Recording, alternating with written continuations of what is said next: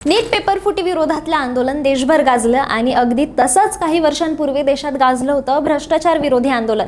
त्या आंदोलनातून जन्म झाला आम आदमी पार्टीचा। म्हणजेच भारतात रस्त्यावर सुरू झालेली आंदोलनं अनेकदा राजकीय प्रवासाची सुरुवात ठरत आहेत। आता नीट आंदोलनातूनही एक चेहरा देशभर चर्चेत आलाय, अभिजित दिपके। लाखो विद्यार्थ्यांचा आवाज बनलेला हा तरुण जितका आंदोलनामुळे चर्चेत आलाय तितकाच एका आरोपामुळे सुद्धा चर्चेत राहिलाय। सोशल मीडियापासून राजकीय वर्तुळापर्यंत एकच चर्चा होती, हे आंदोलन खरंच विद्यार्थ्यांचं आहे की यामागे एखाद्या राजकीय पक्षाचा अजेंडा आहे। अभिजित दिपके कोणाची तरी बी टीम म्हणून काम करत आहेत आणि या चर्चेला कारण सुद्धा तशीच होती, कारण अभिजित दिपके यांचा यापूर्वी आम आदमी पक्षाशी संबंध आला होता, त्यामुळे प्रश्न उपस्थित होणं स्वाभाविक होतं।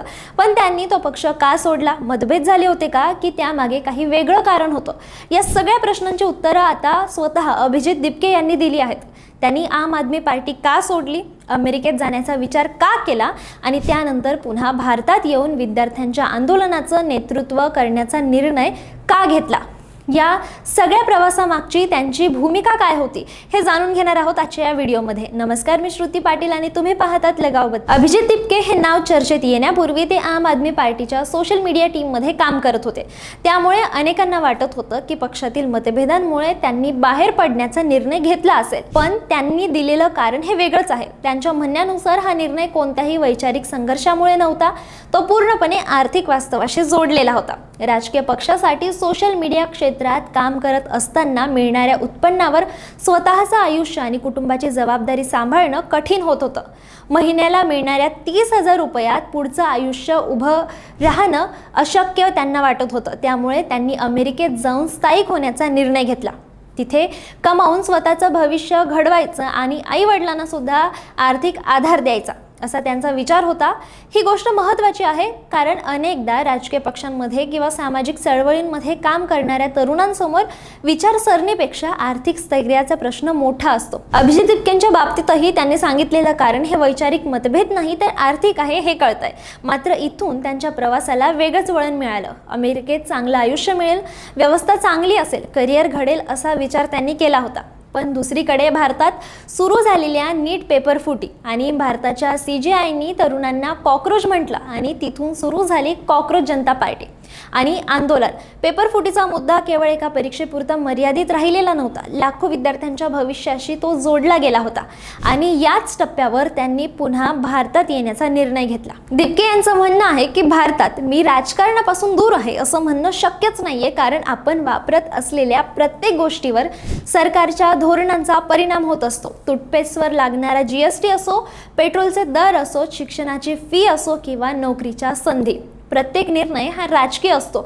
म्हणूनच त्यांच्यामध्ये राजकारणापासून दूर राहण्यापेक्षा नागरिकांनी आपल्या प्रश्नांवर भूमिका घेणं हे महत्त्वाचं आहे। पण आंदोलनाच्या काळात त्यांच्यावर सर्वाधिक टीका झाली ती राजकीय अजेंड्याच्या आरोपावरून, कारण अनेकांना वाटत होतं की हे आंदोलन विद्यार्थ्यांचं कमी आणि राजकीय जास्त आहे।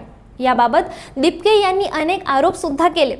त्यांनी सांगितलं की आंदोलनाच्या सुरुवातीच्या टप्प्यात प्रशासनाची रणनीती आंदोलकांना थेट रोखण्यापेक्षा आंदोलकांना मानसिक आणि शारीरिकदृष्ट्या थकवण्याची जास्त होती। जंतर मंतर परिसरात मूलभूत सुविधांमध्ये अडचणी निर्माण करण्यात आल्या होत्या, आंदोलन लांबवण्याचा प्रयत्न झाला असा त्यांनी आरोप केलाय।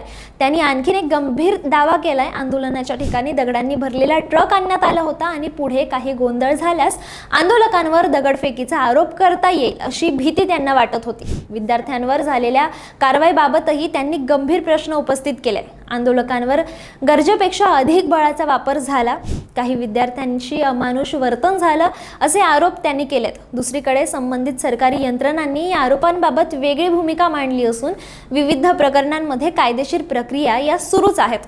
मात्र या संपूर्ण कथेमध्ये सर्वात महत्त्वाचा मुद्दा वेगळाच आहे। अभिजित दिपकेंचा प्रवास हा एखाद्या नेत्यासारखा नाहीये।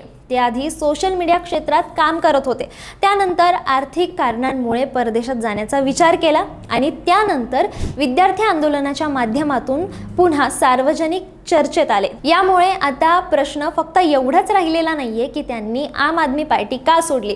खरा प्रश्न असा आहे की नीट आंदोलनातून समोर आलेला हा चेहरा पुढे भारतीय राजकारणात किती प्रभाव निर्माण करू शकतो। कारण भारतीय राजकारणाचा इतिहास आपल्याला सांगतो की अनेक मोठे राजकीय प्रवास रस्त्यावरच्या आंदोलनांमधूनच सुरू झाले आहेत। मात्र प्रत्येक आंदोलन राजकीय पक्षात रूपांतर होईलच असं नाहीये। त्यासाठी जनाधार, संघटना, सातत्य आणि निवडणुकीतील यश या अनेक टप्प्यातून जावं लागतं। कॉकरोच जनता पार्टी त्या दिशेने जाईल का? अभिजित दिपके विद्यार्थी आंदोलनाचं नेतृत्व करणारा चेहरा म्हणून ओळखले जातील की पुढे मोठे राजकीय नेतृत्व म्हणून समोर येतील?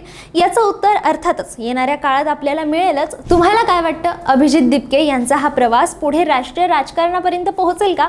तुमचं मत आम्हाला कमेंटमध्ये नक्की सांगा। हा व्हिडिओ आवडला असेल तर लाईक करा, शेअर करा आणि अशाच सखोल राजकीय विश्लेषणासाठी लगाव बत्तीला सबस्क्राईब करायला विसरू नका।